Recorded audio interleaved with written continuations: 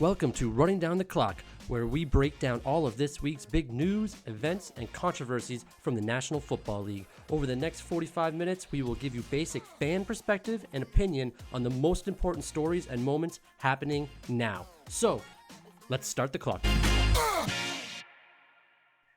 Hello and welcome to Running Down the Clock. This is Tyler Walczak's show featuring guest host Poya Racy.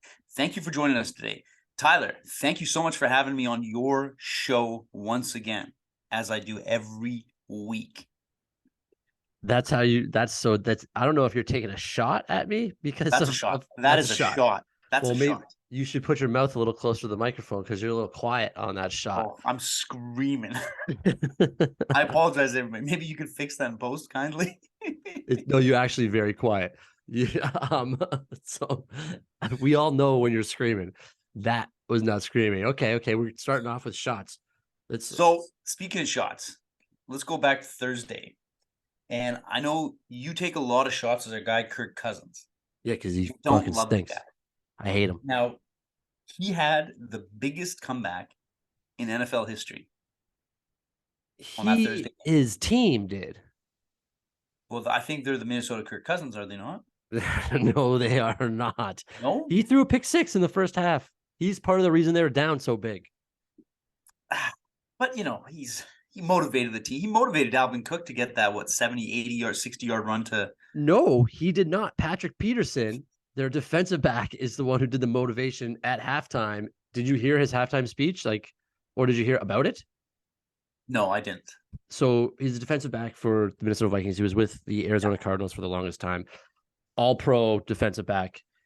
In the dressing room, they're down 33-0. Obviously, I believe that's what the score was at half, if I'm not wrong. Did they have any points at half? I think it was 30-0 at half, and then they went up 33-0 in the third. And this was Saturday, sorry. Remember, it was the first game on Saturday, which was a great leadoff. No, they were down 33-0 at half.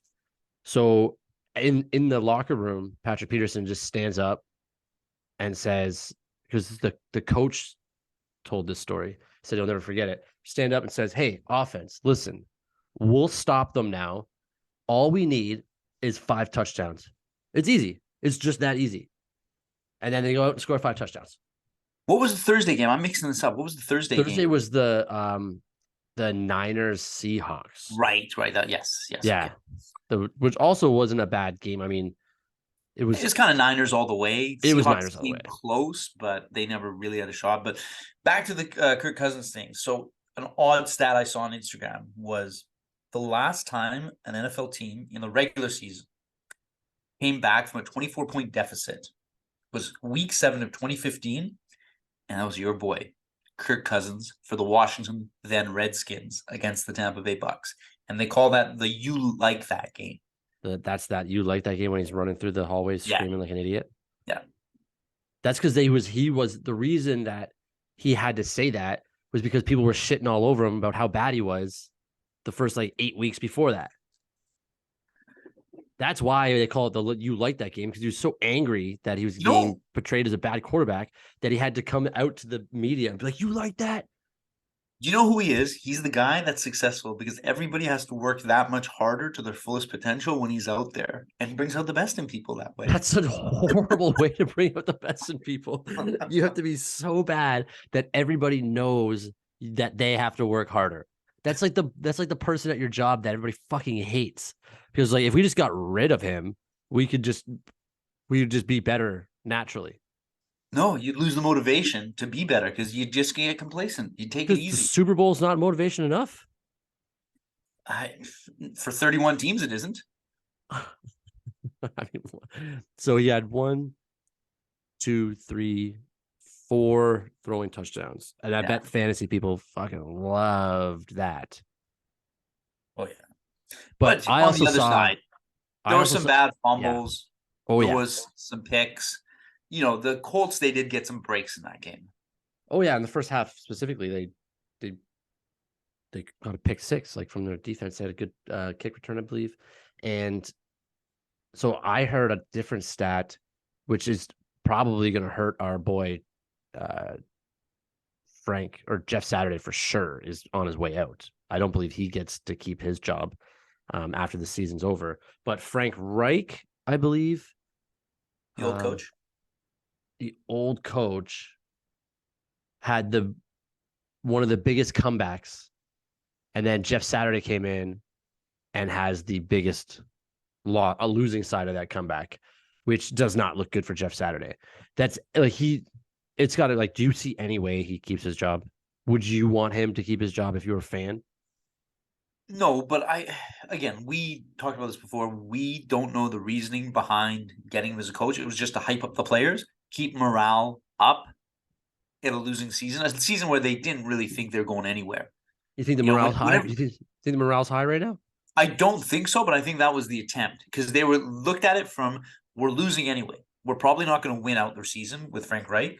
Why don't we Right. bring in a guy that could just keep the players motivated, keep the team together because we're going to lose anyway. Now, we said it before. There's a huge learning curve for Jeff Saturday coming out of the broadcast booth, getting his first shot at coaching at the amateur, pee-wee, pro level, whatever. This is his first time coaching. There's a Yeah. massive learning curve for sure. I don't think he'll personally survive it. He won't. He can't. How do you justify that to any of your other coaches now? Before it was hard to justify having your assistant coaches stay and then bring in a guy that's never coached ever, which we've talked about. And then now to see that like he's actually not helping the team at all is like why would you stay and work for him at that point? But is there a big surprise? Is like No, is there that a I think that's surprise when you put an entry level person at the head position and they don't know everything? Like, am I the only one that's not surprised? Yeah, no, I think that's this. I think there's a lot of people out there that are happy that this happened to Jeff Saturday because they don't believe that he should have ever been in that position. No, I don't think anybody believed it. Even he didn't believe it. Sure, but But there's a lot what of does ex Jim Irsay? players What was his logic? Why did he do it? He to generally try something thought this is different, going to be the next Bill Belichick, Sean Payton. just to try something different. I think just to get a different brain in there to see because what do you have to lose at this point? Exactly. So it was a no risk, possible reward situation. You're going to lose anyway. What does it matter? Well, that's true. But I mean, you could have brought someone in who was going to be like you were still in a playoff contention at that point that you put Jeff Saturday in there. You just didn't think that you're going to win any more games. Yeah, they could have also just kept Frank Reich. They could have just kept Frank Reich. That's also like a perspective we never really took. Yeah. No one's ever talked about that. No. I bet you they'd be happy to have him back now. It seems like I just don't understand why ex NFL players on like Twitter and stuff are upset that Jeff Saturday got hired as a coach. Like, wouldn't you want that for yourself? So why wouldn't it be nice to see that another person who's been in your position before just got the opportunity to do it? But I can tell you right now, I don't think that'll ever fucking happen again based off of what's happening right now with Jeff Saturday. No, I don't think so either. But This is a perfect example of never ever letting that happen again. I think this is just proving what everybody knew. You don't get somebody with no experience to be the captain of the ship. No, for sure. That's a no-brainer in any organization. In any business. Anything. Yeah. Like it's a no-brainer. It happens far too often though. We see that shit all the time. Oh, yeah. Never. All the time. All right. Anyway, let's move on. Let's move on. Let's move on. How about stick with the comebacks? Stick with the comebacks? Well, we're talking about stupid hires. We're talking about stupid decisions.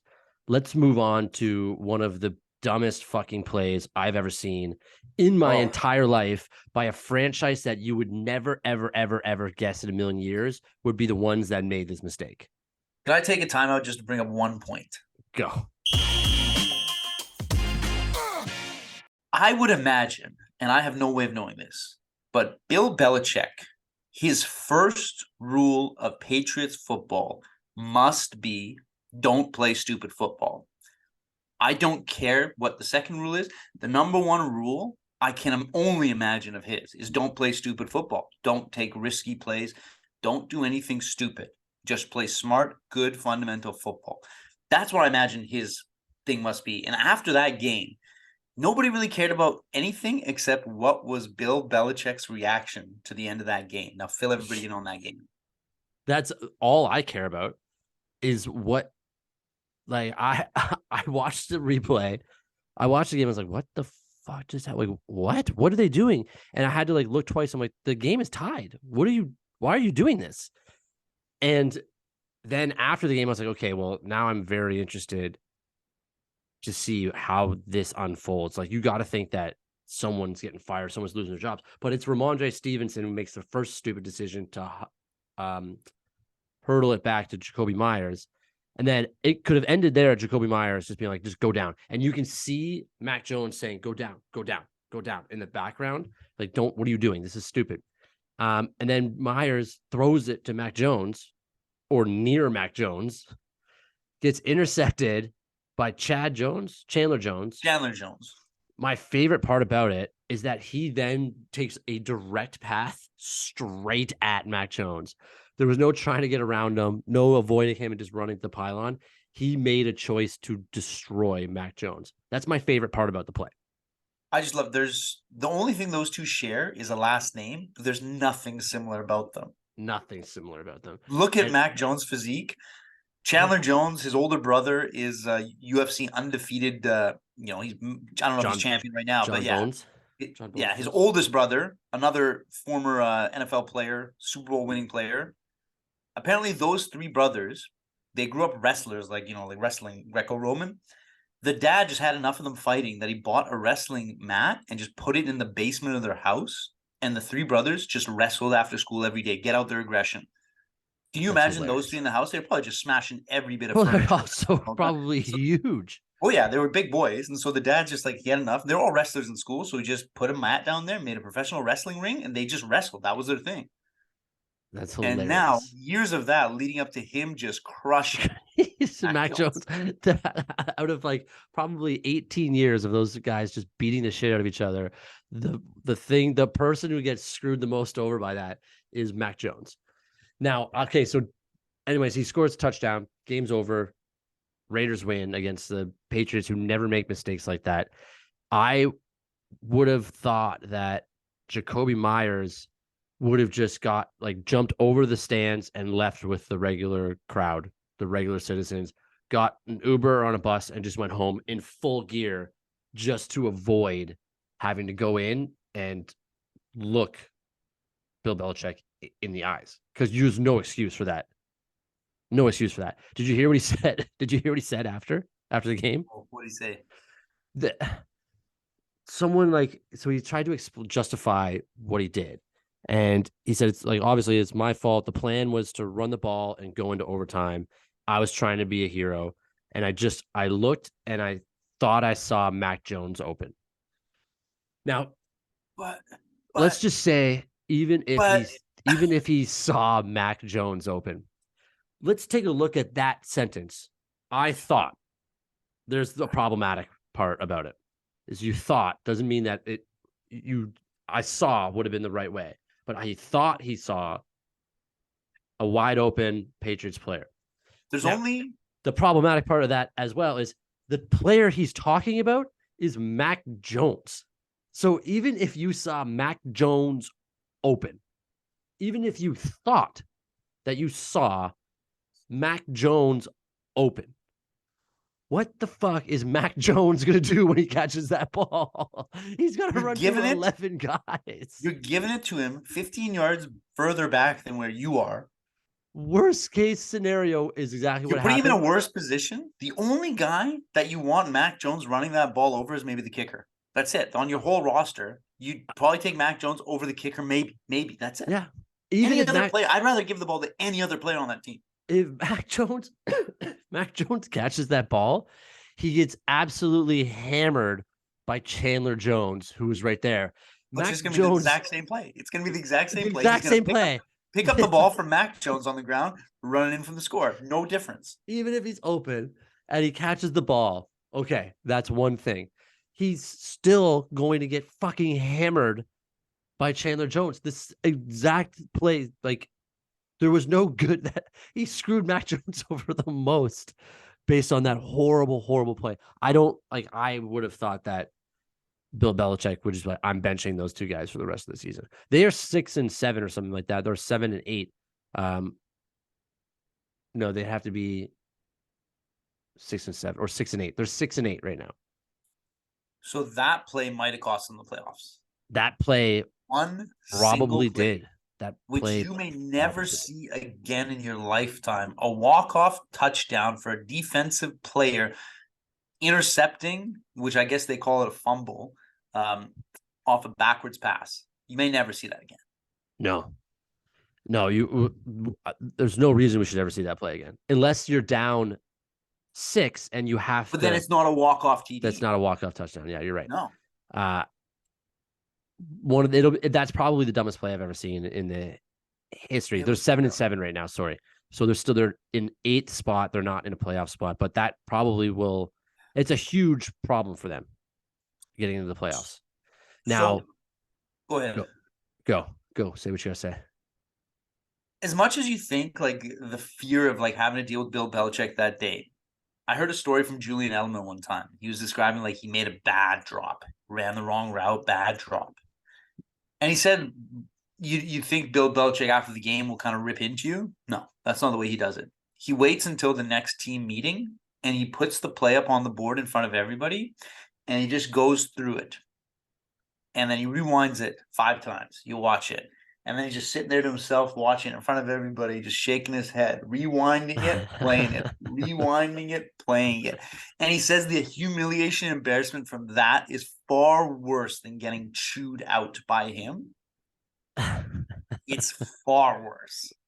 And you're just sitting there like, stop playing it, please. I get the point. Stop playing it. So I think that's game. Yeah. Cost them the game. Cost them the playoffs, maybe. Potentially, yeah. It's a huge loss for a game that they should have won against a Raiders team that's not a Raiders team that blew another big lead.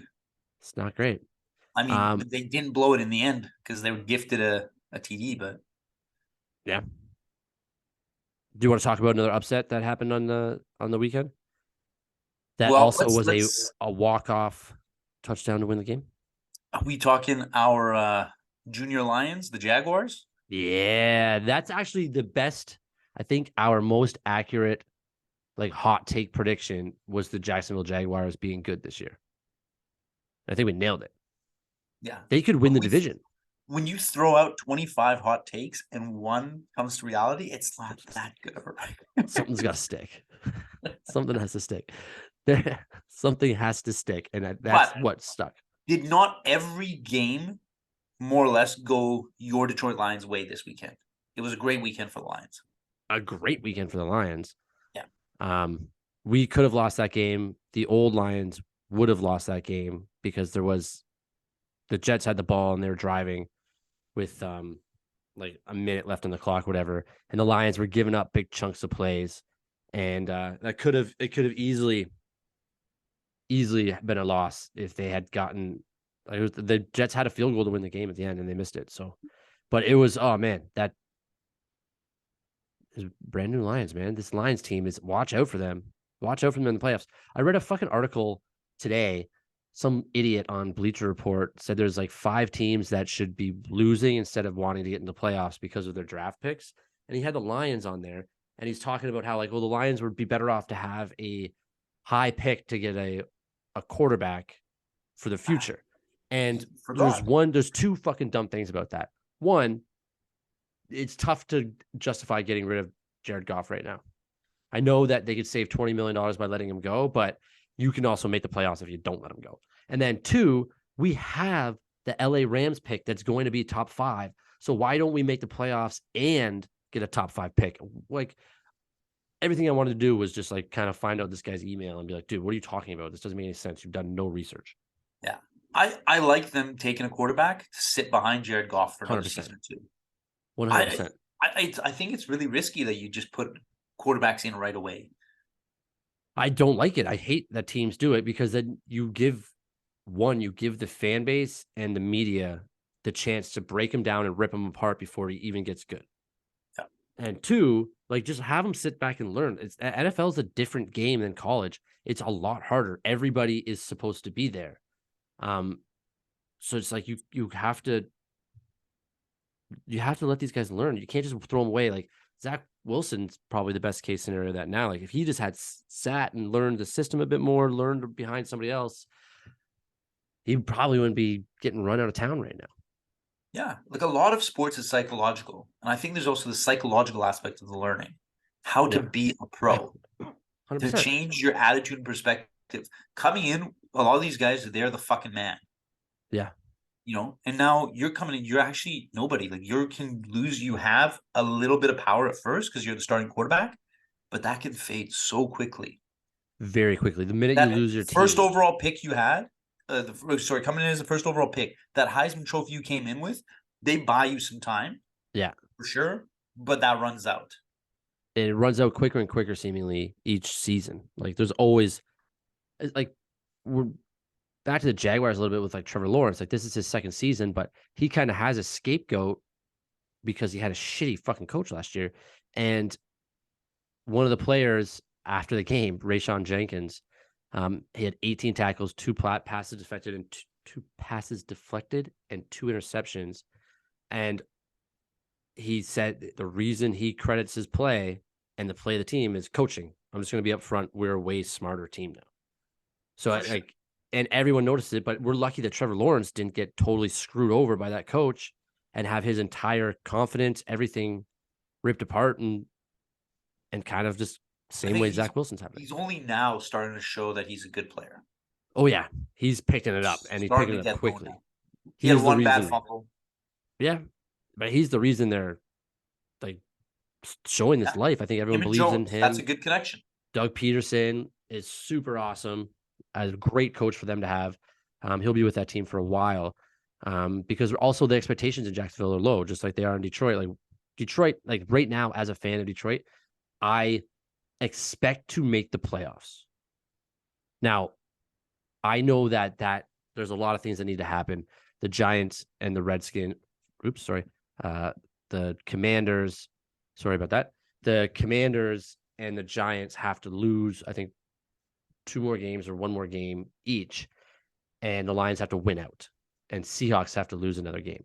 So I know things need to happen, but I think that this team deserves to make the playoffs, and I think they're good enough to make the playoffs. But then they'll play the 49ers and they'll get blown out in the playoffs. But the at the beginning of the year, there was no expectation for us to make the playoffs. It's the same as the Jaguars next year and the Lions next year, probably, whereas they still won't get enough respect to be chosen to make the playoffs. But that helps them in this case because now they're both genuinely good teams. Yeah. We'll get into the schedule because I think it's another good week on the schedule for Detroit, but I still want to stick with these comebacks because we got another big comeback. Oh yeah, we got lots. The We're just like five, like Bengals.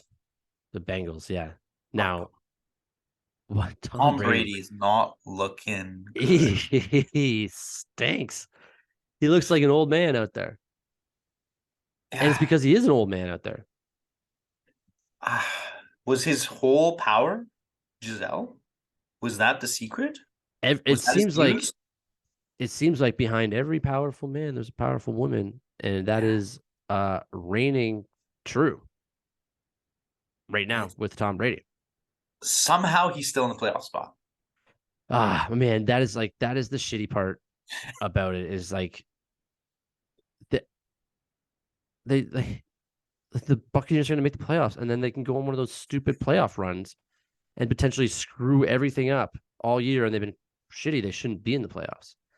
But when Tom Brady's in the playoffs, like it's hard to bet against him.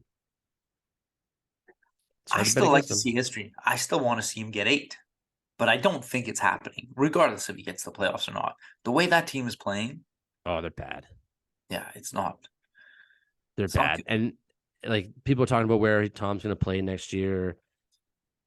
And I would never say retire as a fan of football and the sport. And I like Tom Brady and what he's done for the sport. I would never say retire, but a lot of people are saying that he just doesn't have it anymore. It's just, but also they said that about Peyton when Peyton went down with like that serious neck injury. They're like, I don't think Peyton will be able to recover from this. And then he came back and win the Super Bowl as soon as he got back on the field. In the right situation, maybe like I think Tom Brady in San Francisco, that would be Super Bowl favorite. Why? My only question is, why did this suddenly become the wrong situation? Yeah, This I don't was understand that either.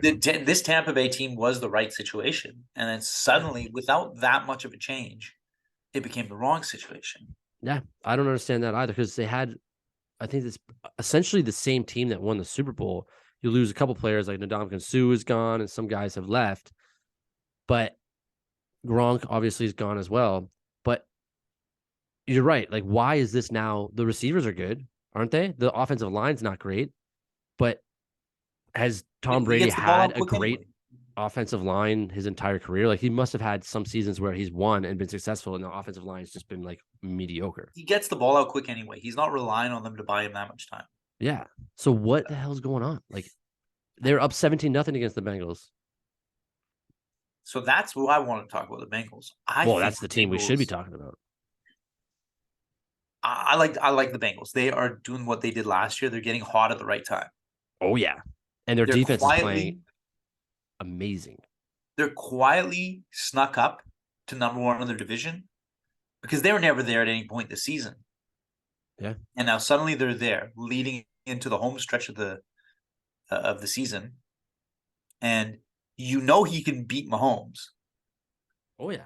He can take out the Chiefs, and He's that's the why only his one that biggest. can. Seems like he's the only one that knows how to beat the Chiefs. And that's well, we know too. You just cover Travis Kelce. You just covered Travis But Kelsey. Yeah, we know. it's You're simple. right. Shut down the team. It's The pretty team has to simple. fold after that. But what's his biggest threat in the AFC to get to the Super Bowl? The Bills, I Dolphins. think, yeah, it's tough to say that it's the Chiefs because they've shown that they can handle the Chiefs. I would say it's, I don't even know if it is Buffalo. Like, I think Cincinnati right now. That's what I'm saying. Not if they get to the playoffs, when they get to the playoffs, which they Yeah. will, I could see them going back to the Super Bowl again. Like they are getting hot at the exact right time. And the defense is playing excellent football right now. And that's exactly what happened last year at the same time, like when they started to turn it on. Like Tom Brady had 4 turnovers, and I think Cincinnati scored a touchdown on all 4 of those turnovers, or at least points on all 4 of those turnovers. I would be afraid to match up against Cincinnati in the playoffs right now. Yeah, I'd be and afraid to. I love this Joe Burrow guy. I think he's gonna have one of these long careers and gonna be good for a long time. He's gonna sneak in there of just being one of these amazing quarterbacks. Not that he's not on pace already, Yeah. but you know how they say like a lot of quarterbacks who get to the Super Bowl never go back. Yep. If you lose, you're probably never going back. That was That's your one true. shot. I think he'll be a little different. He just seems like he doesn't get frazzled. He stays calm and he plays like a pro. He seems like one of those guys that is going to be a staple in this league. Yeah. Like you have that era where there was like Peyton Manning versus Tom Brady, and then you had other guys like Eli Manning who won 2 Super Bowls during that era. Ben Roethlisberger was still like in that era as well, um, who also won 2 Super Bowls. It's it seems like Joe Burrow is that next evolution of quarterback play for the next 10 years. It's like Mahomes, Josh Allen, Joe Burrow would be like, then you have like Jalen Hurts, who's now showing that he could be a guy. It seems like those guys are the future of football for the next 10 years. Absolutely. Like, I don't know other than those other guys mentioned, who else I would put above Joe Burrow in terms of like who do you want as your quarterback? Justin Herbert, maybe? Would you rather have Herbert over Joe Burrow? I don't think so. No, there's Tua. There's what's the dude in Chicago? He's I would, starting to get good. I'm not saying you put these guys ahead, but these are the guys in yeah. the conversation. Yeah, Um, Tua can put himself in the conversation this year. Let's see if he can do it again next year. Because as to your point earlier, some of these guys don't ever get to the Super Bowl, and if they do go, they never go back. If Joe Burrow can go back, then he elevates himself yeah, over those guys. And then I'd say like maybe Lamar Jackson. But would you? I at this point, I would want Joe Burrow over Lamar Jackson. absolutely. I like Lamar, but I only worry about a player like Lamar is once his athleticism starts to diminish, does he have the other skills to be a great quarterback? Well, you'd like to think that he. I hear what you're saying. You'd like to think that he will have the foresight to know like, hey, I'm getting a little slower in the off season, so maybe I pick up a little bit more of like I don't know, trying to find, or maybe I release the ball 0.5 seconds faster each play. But I mean, Joe Burrow right now is pocket, pass, touchdown. Yeah. And the team around him is great too. And he seems to have 3 wide receivers that are all capable of handling a full workload on any given Sunday. All right, what was the other comeback here? Oh, we did Jaguars. We did Cincinnati. There's one more. It was a World Cup soccer comeback, but it didn't really pan out. They lost in the end. No, But it was an if exciting one. if every soccer game was like that soccer game, I would watch soccer. Yeah. To get off topic football, I don't like I do like the goalie for the Argentina team, Martinez. Yeah. I think he's a weirdo, but I think you need to be a weirdo a little bit to be a goalie. But what he's doing now, he keeps coming at Mbappe.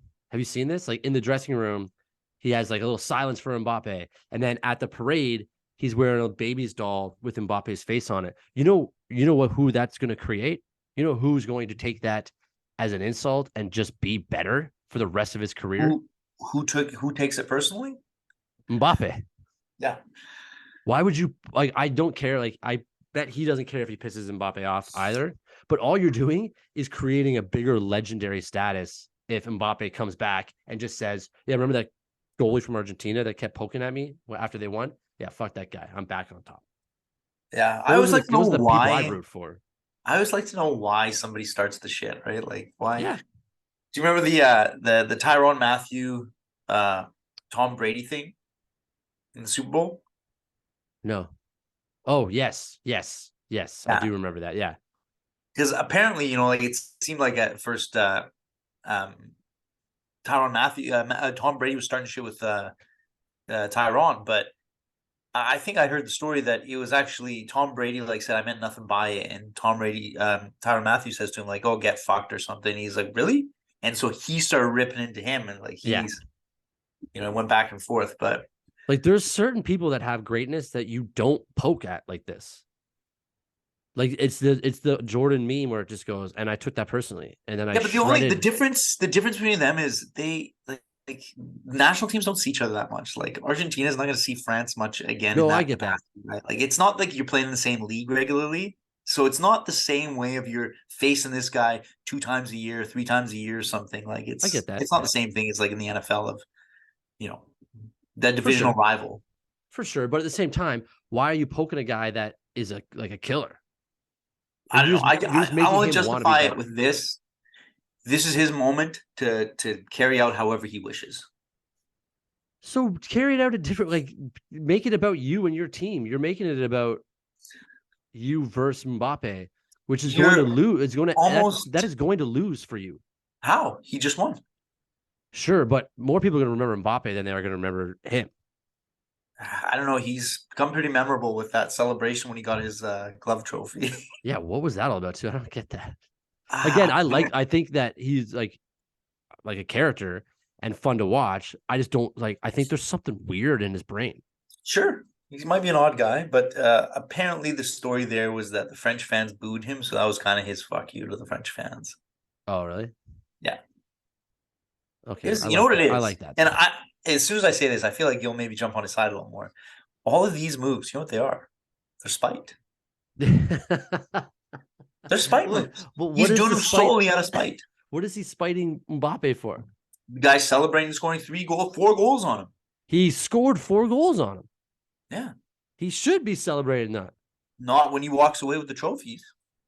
You have to celebrate each goal as it comes. Anyway, we could go on about this for hours. Yeah, we should get back on to regular American good football. Let's talk about a super highlight play that I think like we have to talk about, and I'm hoping you saw this. Basically the alley-oop interception. Oh yeah. Yes, I saw that. How cool was that? That why doesn't it happen more often? I think it's just hard to like kind of when you watch on video, it's a little bit slower than in real time. Just the reaction time to have the heads up to know, like, because you're usually facing the wrong way on the catch. Yeah. You do see once in a while. I remember even Travis Kelce had one of those where caught it, dished off to the guy running the other Yep. way, and got the touchdown out of it. Like guys do the low pitch. I think Randy Moss has done it before. Yeah, it gets done, but I think it's a situational thing. It's also higher risk, right? It's a very high I don't risk. think Bill Belichick would tell you to do it. I think he'd just tell you like, because what if that player, the player that was in between them, got that ball, touchdown? Yeah, that's true. So there is a level of risk in it. Yeah. But with like when the guys kick or like when the punter kicks the ball down and it bounces into the end zone and those guys run in and they have to dive without touching the end zone and then swing it, like throw it back to one of the other players, one of their teammates, you'd think that play alone that's been happening for like the last 3 or 4 years, more and more so, instead of like the coffin corner kicks that people have been trying to do when we were younger, it's more just kick it right in the middle and then we will just try to throw it back. Now, you think that type of behavior would lead to, hey, if we can do this on a punt, why don't we do this on interceptions, or why don't we do this on plays? Now, I did hear during this game watching it is that it's technically not legal if it's thrown forward. So I think Yeah, yeah. for So I think sure. that could be, I mean, but that we've known that about football forever. You get one forward pass behind the line of scrimmage, Yeah. and then it's just you have to go. But man, that was a really cool interception to see. The Chargers ended up winning that game, and the Chargers are a team, man. They are. They got healthy at a good time in the season. Chargers are a team. They, just like the Bengals, are starting to put everything together. They're getting healthy. You're right. They're getting healthy. Keenan Allen's back. He's playing well. That's that could be a team moving forward. The AFC looks really good this year, and we knew that going into the season. But right now, you got like Bills, Chiefs, Bengals. The Titans suck right now. I don't know what's going on with them. The Jaguars could make the playoffs. We talked about this last week. Absolutely. Yeah, The Titans are getting cold at the wrong time. Jaguars getting hot at the right time. yeah. It's still tough down the stretch. They got a lot to go their way. They're Because one game behind. Right now, the Jaguars are just one game behind the Titans, and they play the Titans. And the last week of the year, we talked about this last week. This exact situation, yeah, but there's two games. it's unfolding in front of us It's right going to now. be a good. It's going to be a great end of the year. So the Jaguars have the Jets on Thursday night, which is a good game. And people can say like, "Oh, Thursdays are never a good game," but both these teams need to win to make the playoffs. Now I got to think. How long have we known each other? 8 years, 10 years, 10 years. 10 years. I think that people should know that you and I have never watched a football game together, despite my asking numerous times throughout, like regularly throughout weeks of the NFL season. I'll ask to watch games with you. Now, this final week, there's going to be some good games. Can we watch those games together or no? That's still strictly out of the question. Here's the thing about why we don't watch football games together. And I've told you this. I am a stress case We watching don't the need to Lions. watch the Lions game. But There all those is games, that's the game that happens at 10 a.m. So all the good games happen at that 10 a.m. slot. That's the problem. If the Lions play a Thursday night game, then Sundays can be up for grabs. I think we did watch a week 16 Seattle 49ers game once together. I don't recall that. Yeah, we were down at the Pint. Oh, yeah, we did. We went to. Yeah. Okay, no, you're right about the game. You're wrong about which week it was. Was it a playoff game? Wild card round? I think it was the last week. No, it might have been week 16, week 17, because it was after the World Junior Hockey Championship game. Yeah. We went down to the Pint to watch that football game. Well, I got that game. I guess we don't need to watch a game ever again. Yeah, you got your game. Your wish came true. You only get one wish here. I don't like watching Lions games with people because I'm a stress case. Yeah. There's a lot of other games other than the Lions every week, though, still. But anyway, I digress. You digress. Yeah. What's okay? Let's just quickly look at week 18 because the Lions play the Packers at 10 a.m. So if there's the afternoon game, there's no afternoon. All games are at 10 a.m. on that Sunday. All games. Every single game in the last week, January 8th, Sunday, all games are at 10 a.m., 1 p.m. if you're on the East Coast that we don't care about. Right. Interesting. All right. So what do we have to talk about that is left this week still before we start talking about this next week? Oh, I have one thing that I want to talk about, and it fucked me over at gambling, and that's why I'm going to bring it up because we do have a gambling sponsor here that had nothing to do with this, and that sponsor is BetStamp. BetStamp is your one-stop shop for line shopping, bet tracking, and sports betting odds. You would never just go with the first price if you were shopping for flights. So why settle for the first odds when you find betting? BetStamp changes that. The streamlined and easy to use app allows you to find a whole spectrum of odds for any bet. Then it makes it easy to track your bets in one place. You can set alerts in case the line changes and learn what bets your friends and even some celebrity bettors are making. Check out BetStamp for your one and only betting needs. Okay, so specifically, I'm talking about the Washington Commanders versus the New York Giants Monday night. The Commanders are down 7, coming back. I think they're down 8, actually. Coming back, like a minute left in the game. They run a touchdown in with Brian Robinson Jr., and then all they need is a 2-point conversion to tie the game. Touchdown gets taken back because of a flag by an official. Now, that flag was because Terry McLaurin, the wideout on Washington, was lined up offsides, which is bullshit. Because if you watch the tape, he looks at the referee, says, am I onside? Referee goes, yes. Takes a small step forward and goes, am I still onside? Gives him a thumb up. Referee nods his head, yes. Then as soon as the play starts, the referee throws a penalty, calling him offsides. Negates the touchdown, negates my bet, which was a parlay that all I needed was a Brian Robinson Jr. touchdown, anytime touchdown to win my parlay of the night. And it got taken away on a bullshit penalty. Now, that tells me that the NFL's rigged. I think the NFL's rigged. They wanted the Giants to win that game.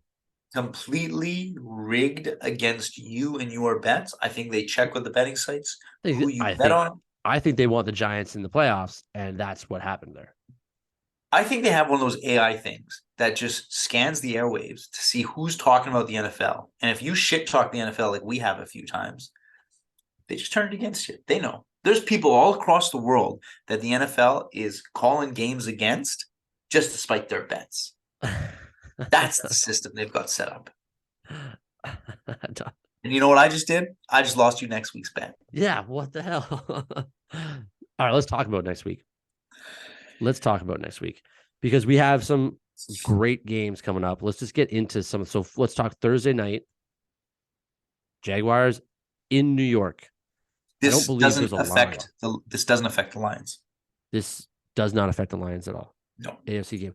I don't think there's a line. This is exactly the same scenario as last week with the Lions. Yeah, because the Jacksonville against the wild card. Nobody knows what they're going to do. Nobody knows. Yeah. So this is, I actually say, like, if you look on your bet stamp now and you're looking to make a bet on this, you can either get the Jaguars at -1 or you can get the Jets at -1. So your money line is going to change dramatically based off that at a +100 or -104, -115. It's all over the place. So if you check your bet stamp app, you're going to be able to get either of these guys on their money lines. And if you can find it, take it, especially if you believe someone is going, like if you're for or against a certain team here. I think the Jaguars win this one against the Jets. I don't know if Mike White's going to be back, but I think that was something we didn't touch on. They played your boy Wilson. Yeah. And he didn't play terribly.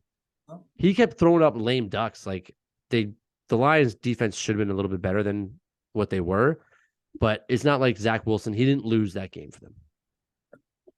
Maybe he's starting to get it. No, he's still an idiot. Who think the Jaguars or the Jets win this one? Oh, I'm all Jaguars all season, all the way now. Yeah, I agree with that sentiment. The AFC Cats, the big cats of the AFC, Jacksonville Jaguars come out, beat the Jets in this one. And that's 2 home losses in a row for the New York Jets in 5 days. We love the cat teams. We got the Lions, we got the Jaguars, and the CFL. Our home team here is the BC Lions. I think you're from somewhere near Hamilton. You got the Tiger Cats out there.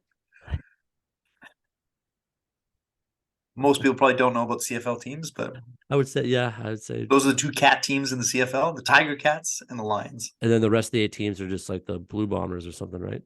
Blue Rough Bombers, you got Riders. Rough Riders, you got Yeah. Argonauts, 4 Alouettes. Rough Rider They teams. changed one of the teams this past year. Used to be the Eskimos. Now they become the Elks, so they're not as insensitive anymore. Yeah. Yeah. That's happening. Now, okay, let's go on to the next game. I'm gonna like talk more about the games that actually have meaning. Now, the Browns Saints game, nobody gives a shit about. Well, Browns won last week, despite what we thought. Yeah. Uh, They beat the this Ravens, game which does have a little bit of meaning for us because the Saints still could take Tom Brady out of the running there. They're kind of the worst in that division, but yeah, they're all still within striking range. Like nobody's winning in that division. they're one game out of a playoff spot. They're one game away from taking away a playoff spot from the Which Buccaneers. is shocking because I don't think they've won one game this season. It's and the Cleveland Browns are favorites to win by 3. Then yeah, I think the Saints win this one because I think they have to win this one. And if they want to stay, it just the NFC is weird. The South is weird this way. It's like when you think the teams aren't going to win, they win, and when you think they should win, they lose. And they all seem to do exactly what the other team's doing that week, which is why they're all brutal. And then we go to the Ravens and Falcons the next game. Ravens lost kind of ugly last week against the Browns. They're 7.5-point favorites against the Atlanta Falcons here. The Atlanta Falcons, like, once again, will be starting Desmond Ridder as their quarterback. Oh, It that was seems a like story. Marcus Mariota left the team. It is That's not a with the story. team. And the head coach called him out, said, listen, he's not with the team anymore. He just doesn't give a shit about the team. We don't want him. He doesn't want us. So Yeah, good he riddance. walked out. To me, that's shocking. A guy like Mariota, I I agree. don't know what's going in his head. I don't think this guy is just a secured starting job in the NFL. I agree. So for him to walk out and kind of, I think it's been documented pretty well that you walk out on an NFL team, you show disrespect to the league and franchises, other teams don't want you. I agree. You kind of burn your bridge with the entire NFL that way. Yeah, I agree. The only person that's done it, and we don't even know if they have had success yet, but Deshaun Watson walking away from his team. But that was just wanting to be traded. Different reason. Whereas Marcus Mariota could stay with the team, potentially get that starting spot back, but chose to leave, not help out a rookie quarterback.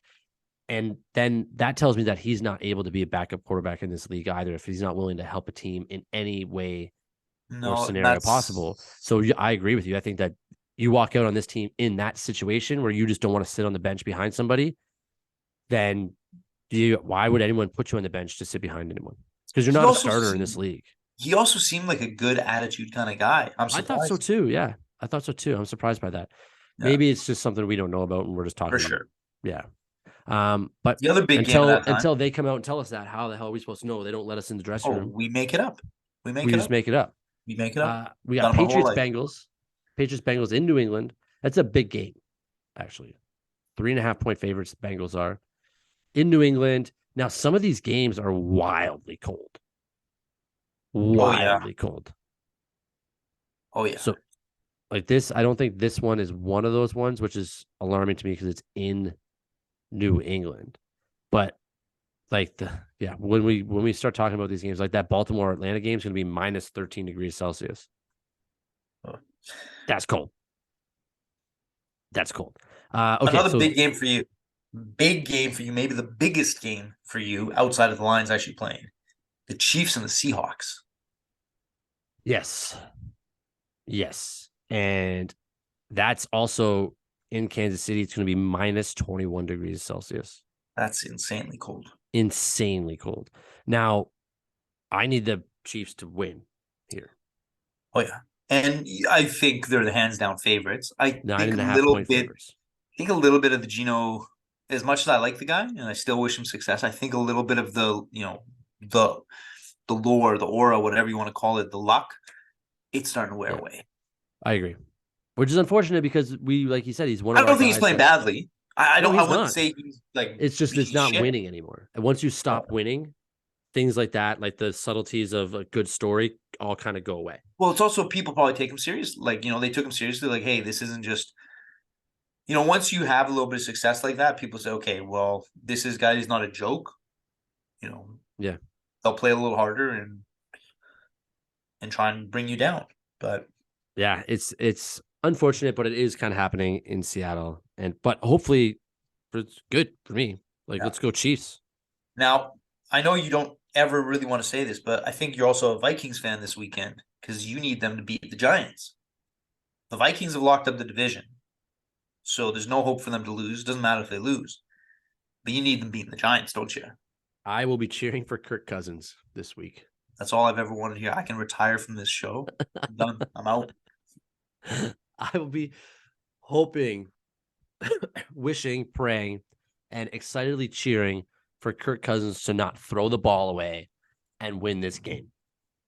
All he has to do is just hand the ball off Dalvin Cook and win this game. Don't throw any balls. Dude, Don't throw the game so away. good, eh? The team around him is so good, eh? Everybody around him is so good. Yeah. So good.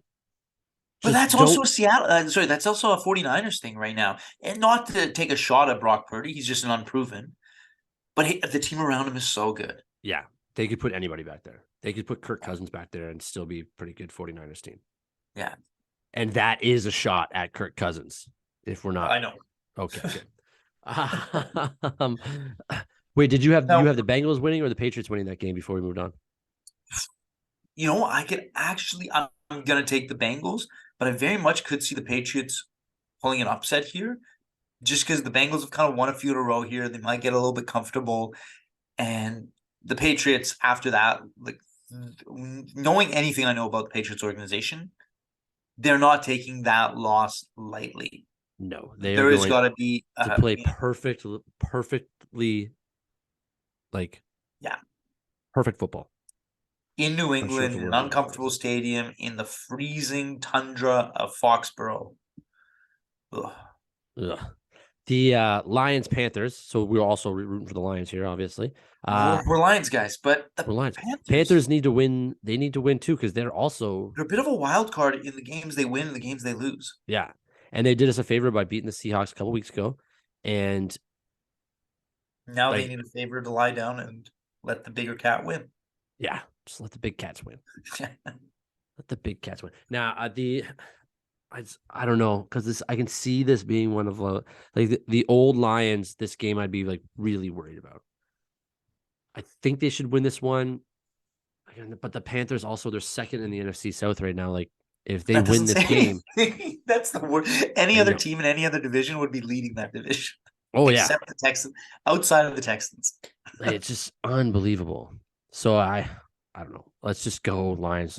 They're only 3-point favorites. It's in Carolina. Come on, boys. Bring that one home. Texans, Titans. Now, I am rooting for the Texans here. I will say this.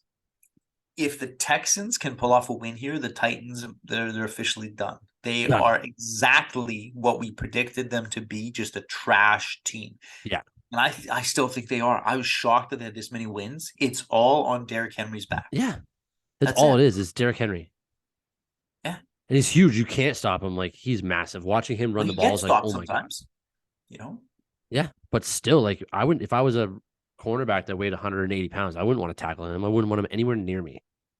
No. But let's root for the Texans. This week we're rooting for the Texans because we need the Jags, our AFC Cats, to win this division and make the playoffs. I think that'd be the greatest story. Lions and Jaguars both making the playoffs this year. That'd be amazing. Now, this one's an easy one. Dolphins, Green Bay. You don't even have to pretend on this one. Yeah. So also all the games we're talking about right now are Saturday games until that Dolphins-Packers game that we just talked about, which is crazy and awesome. The Dolphins we're rooting for, right? Oh, yeah. Yeah. We've never liked Green Bay. I don't like Green Bay. I've just never liked them. We lost all our Green Bay listeners ages ago. I think week 2. Hate them. I hate them. Yeah. You think there's any Green Bay listeners that are just listening just because they want to be mad about their day? And they're like, well, I'll just listen to this podcast. They shit on the Green Bay Packers all the time, and then I can be angry. I mean, I don't even know if we have listeners, but maybe there's one guy like that does it. But, I know the producer listens because he reams us out for all the stupid stuff we say, but but he has to listen. He controls our Instagram, or else our Instagram doesn't get done. Another big game for the Lions, 49ers versus Commanders. Now, the 49ers are 7-point favorites in San Francisco. I need the 49ers to win that game as well. Brock Purdy has never lost a game in which he's played. In which he's played. Those are good odds. Yeah. I think 1.5 games. I'm excited for this game for that reason. Then there's 2 more games left on this Saturday that we need to talk about. This one's a big one. Cowboys, Eagles. Cowboys, Eagles. Big game. Probably the game of the week.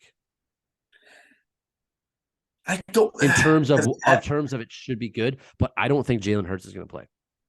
On No, I was paper, gonna say, Eagles have locked up that division, have they not? they have, yeah. Yeah. So the division's won. And Cowboys have locked up a playoff spot. Right. So, but in terms of like the teams, this would be the game of the week.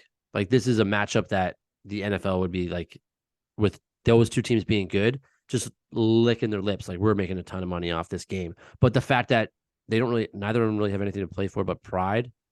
I mean, the Eagles want to finish first and get the bye. Yeah, they want the Cowboys can take that away from them. Field throughout, right? Yeah, but Jalen Hurts might not play this game. Just by the way, this is on paper. Scratch? This is the week. No, it's someone with his shoulder. Right. Someone with his shoulder.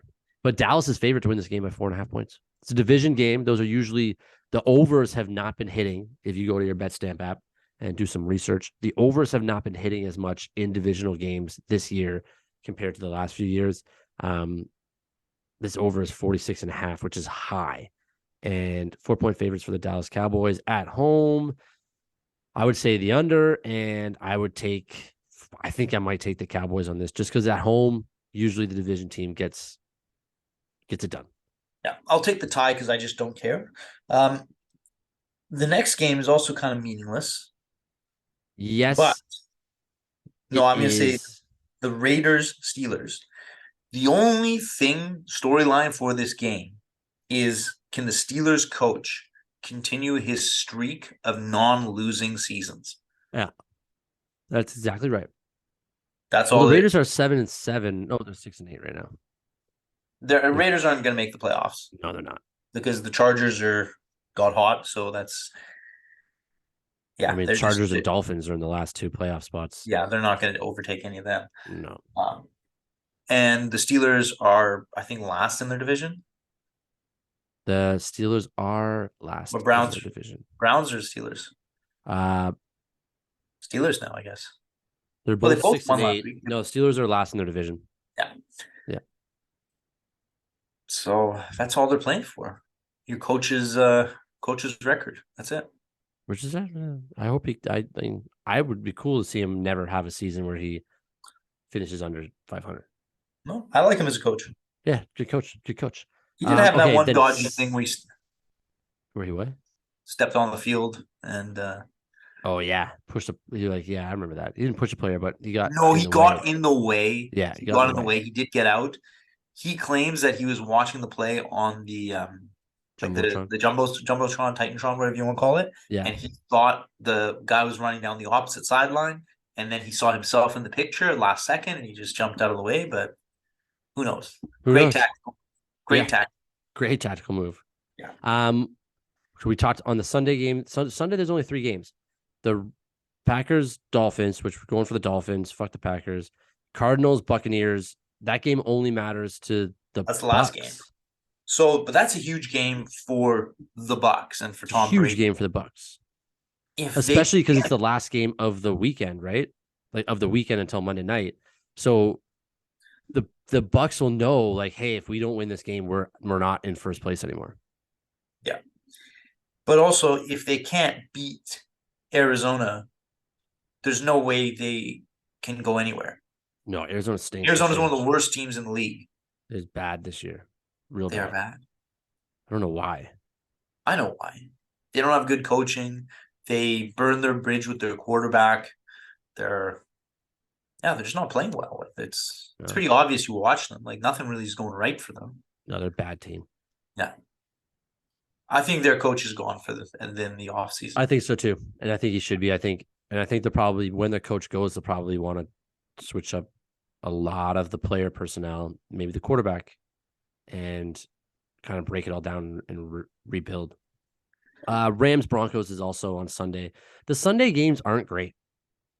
Saturday is going to be amazing, but Sunday you can actually spend it with your family on Christmas Day if you celebrate.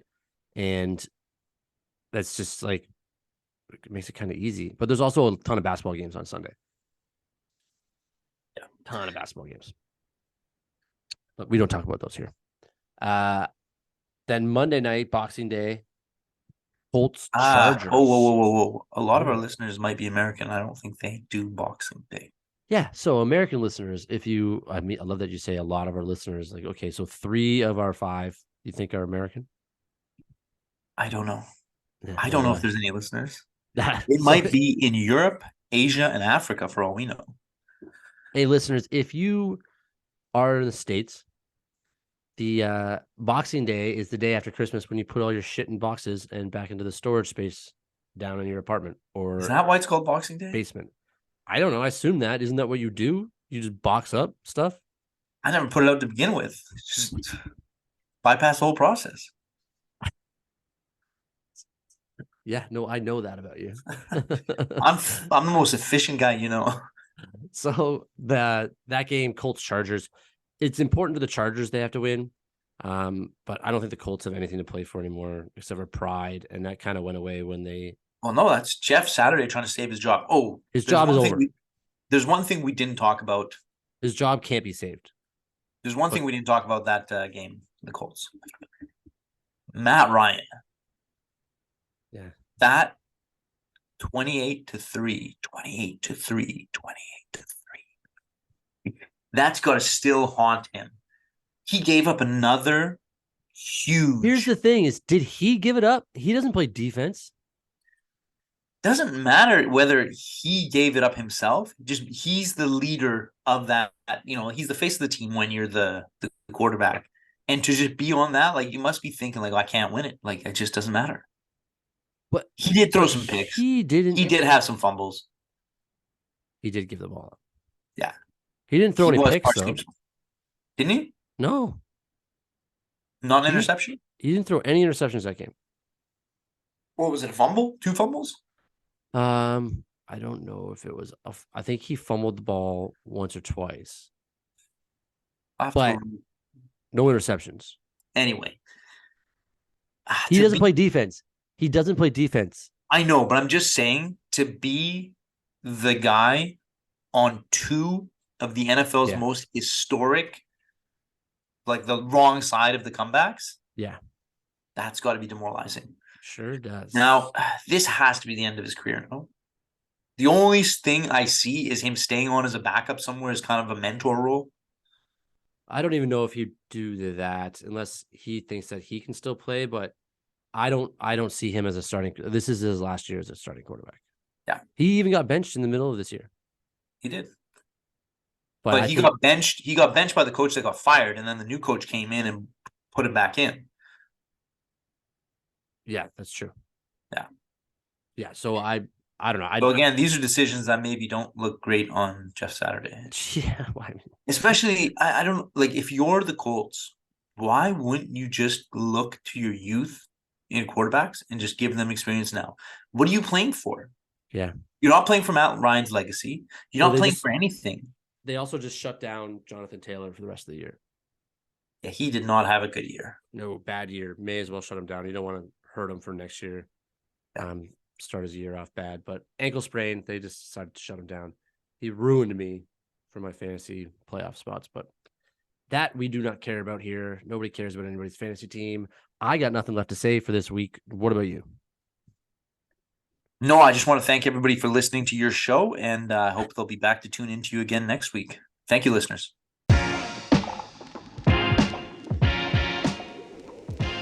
Running Down the Clock is brought to you by the Ordinary Podcast Network and is every Thursday running until the week after the Super Bowl. We hope you enjoyed enough to subscribe and tune in again next week.